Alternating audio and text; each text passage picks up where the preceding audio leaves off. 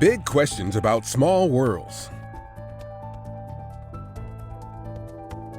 Presented by Science at NASA.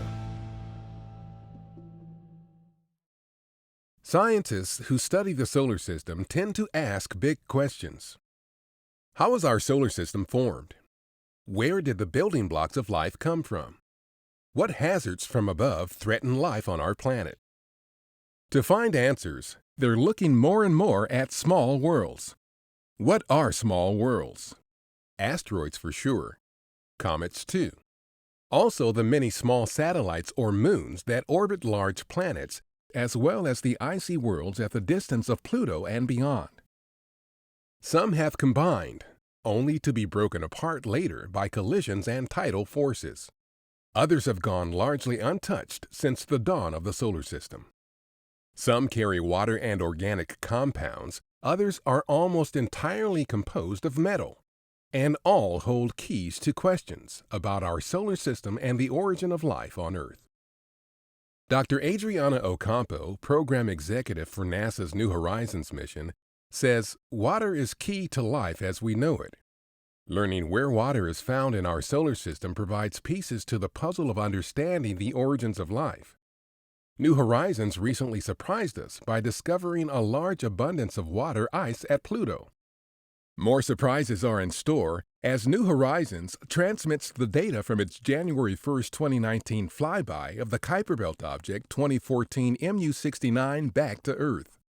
Small worlds can be found in a wide range of locations across the solar system, from the inner solar system all the way out to the Kuiper Belt.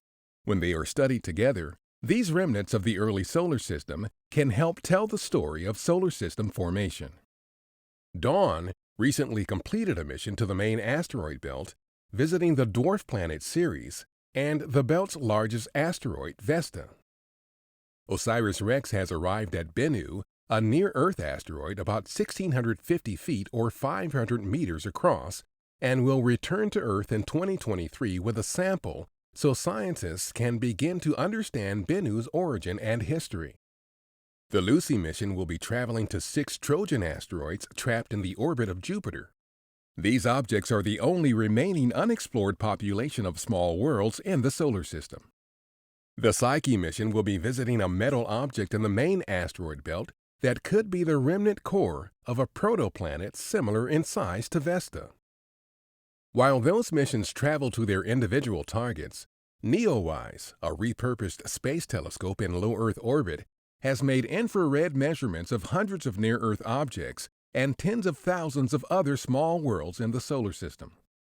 These diverse worlds offer insights into how our solar system formed and evolved.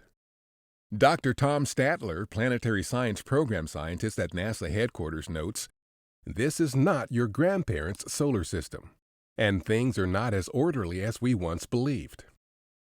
The data we've gleaned from these objects so far have changed the way we think about the origin of the planets.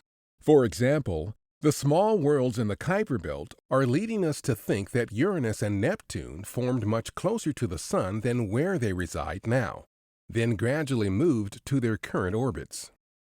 The biggest misperception about small worlds? Their distance to each other. Statler explains, in the movies, they always show an asteroid belt with millions of rocks almost touching each other, whereas in reality, there is much more empty space. You have to travel hundreds of thousands of miles to get from one asteroid to another. Yet scientists are also looking closer to home. Determining the orbits and physical characteristics of objects that might impact Earth is critical to understanding the consequences of any such impact and responding to an actual impact threat if one is ever discovered. NASA knows of no asteroid or comet currently on a collision course with Earth.